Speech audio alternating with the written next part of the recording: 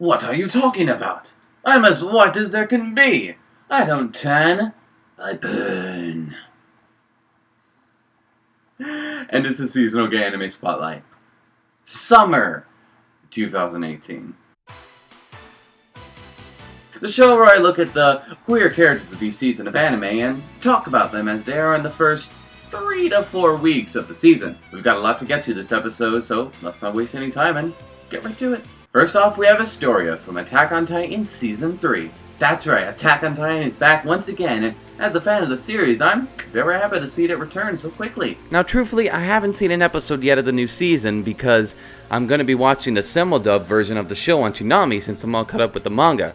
So I can't really go that much in depth as to how the season has done so far with Astoria.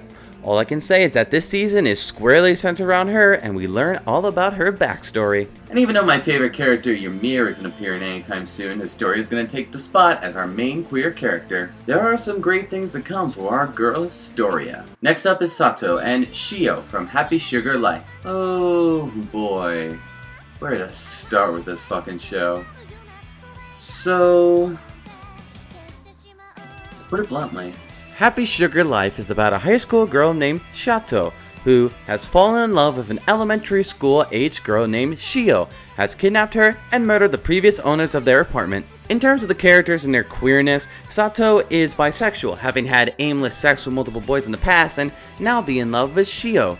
And Shio also seems to love Sato, though whether or not this is a case of Stockholm Syndrome has yet to be seen. Now I feel like I should make some comments to say why this anime and situation isn't as black and white as you might think. For example, Shio is not shown in a sexual manner, nor is Sato's love for her, and this love is only shown from Sato's point of view. Also, Sato is not a murderous kidnapper because she's in love with a younger girl, but just because she's batshit crazy. The scenario isn't creepy and insane because of its queerness, it just happens to have queerness in it. So the anime has a tough and weird storyline without it insulting the queer community and saying that people in it are all disgusting, so I think that's nice at least. All that being said, it's still an anime about a high school girl falling in love and kidnapping a very young girl, so I understand why people would be turned off by this anime. I've talked to several people who said that they stopped watching the first episode, both during the scene where Sato is being affectionate towards Shio in the bathtub or when they give each other sort of wedding vows. And if that's true for you,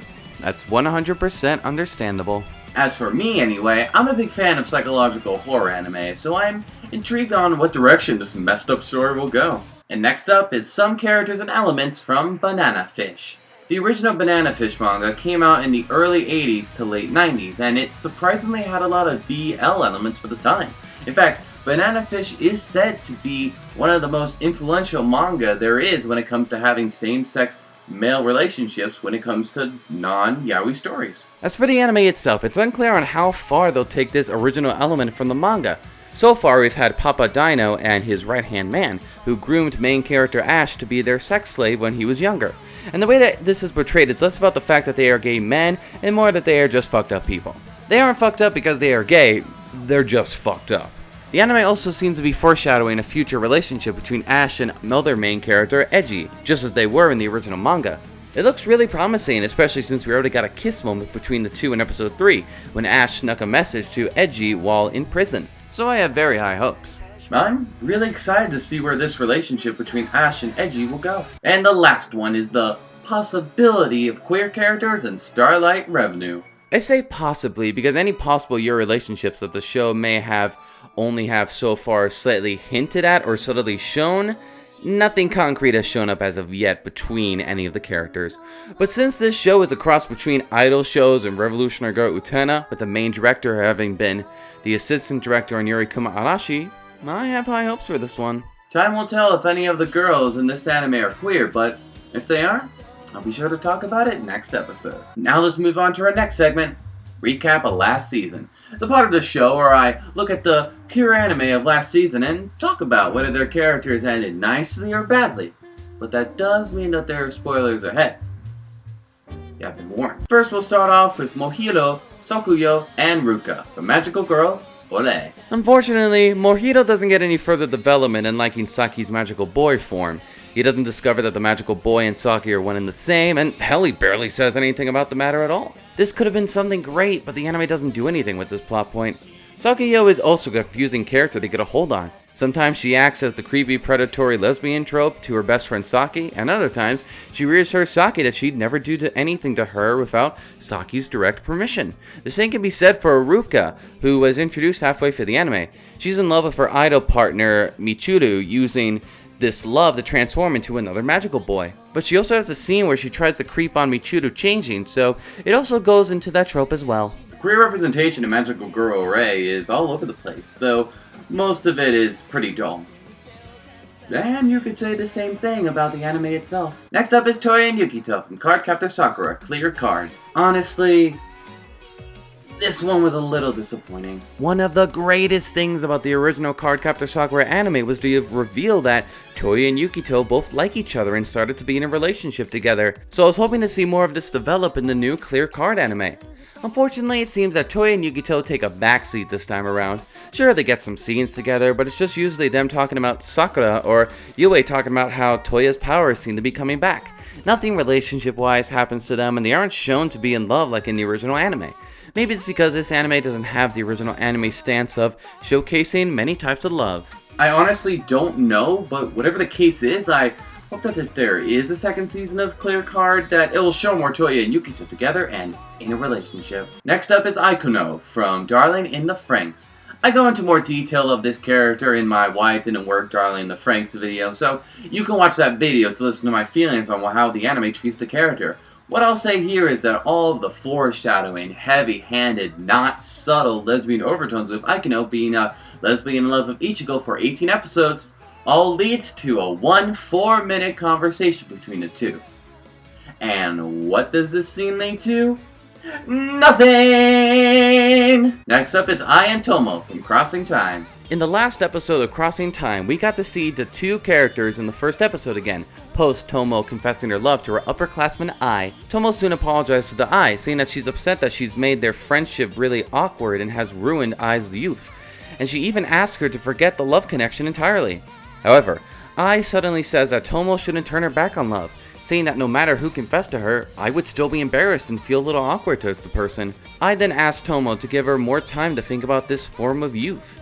Once again, it's another cute interaction that packs in a lot of characters in 3 minutes, and it makes me wish that the entire series was about these two, or at least be featured in more episodes. But as is, it's 2 3-minute episodes that feature some really cute Yuri that I want to see more and more of. Next up is Tora, aka Tiger, from My Hero Academia, Season 3. The rest of the arc features Tora being distraught that his teammate Ragdoll was kidnapped by the League of Villains, so he goes to represent his team and joins All Might and other heroes in a secret, covert mission to infiltrate the League of Villains hideout and rescue both Ragdoll and Bakugo.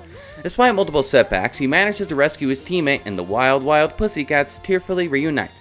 Just as I mentioned last episode though, the anime doesn't directly mention the fact that Tora is a transgender man. The only reason I know this is because it's very briefly mentioned in the original manga. So even though the anime doesn't say it itself, I still want to put this here anyway to have a positive representation of a transgender character in this video because, unfortunately, next up is Kano Ainga from Golden Kamuy. In a show with a well-written story and extremely enjoyable characters, Golden Kamuy comes to a screeching halt with Episode 11 and the introduction of Kano, who indulges in a very common and extremely offensive trope, the evil, beauty-obsessed trans woman. Kano is an attractive woman who used to be one of the male prisoners that Sagumoto in the game are looking for. She's a cannibal who traps unsuspecting guests in her hotel in order to eat their body parts because she believes that eating one part of someone's body makes the corresponding part on your body fresher. Now I should note that the anime does try to make the character a little complex, as her being a cannibal and all around evil isn't directly because she is trans,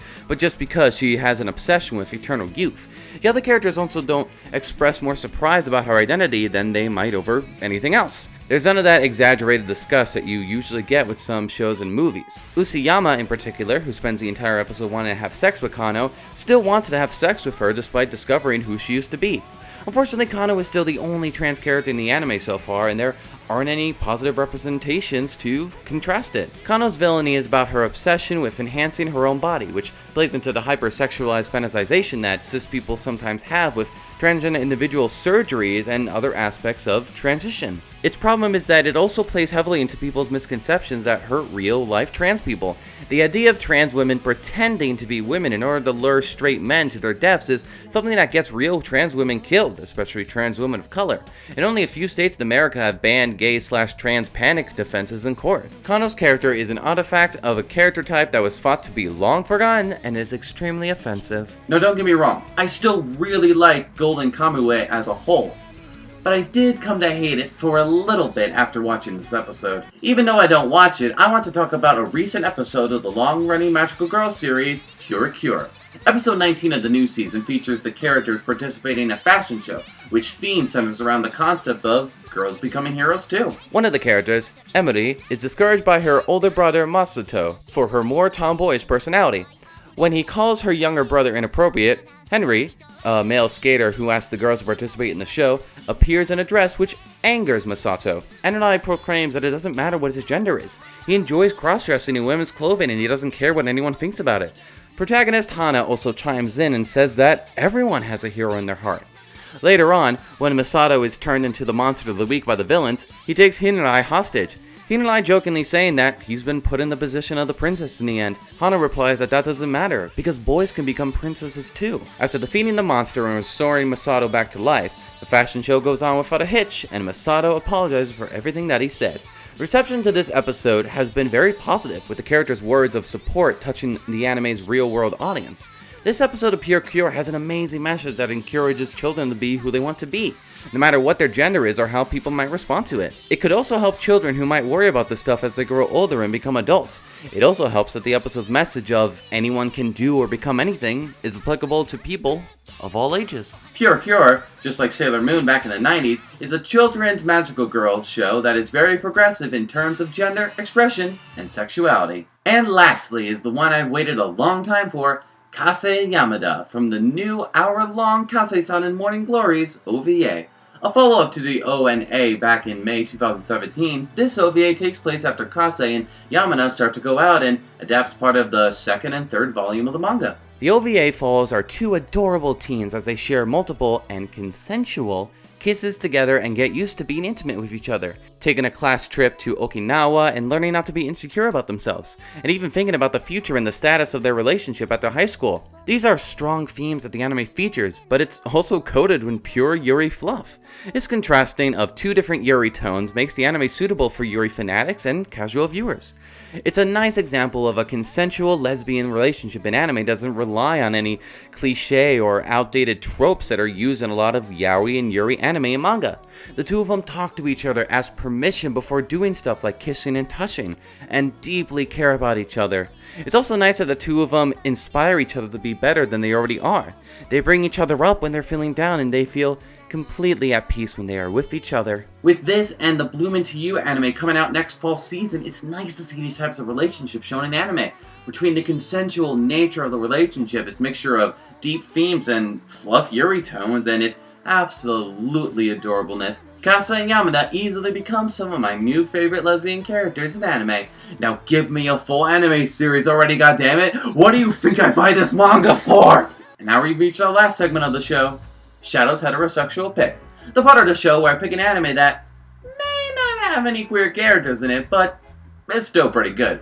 And this season's pick is free, Dive to the Future. Now, despite the fact that I really hate the queer baiting that this show always has, and still has unfortunately, I'm still super excited that it's back. I've always loved this series and its characters, and it's been 3 long years since we've had a new proper series with these boys.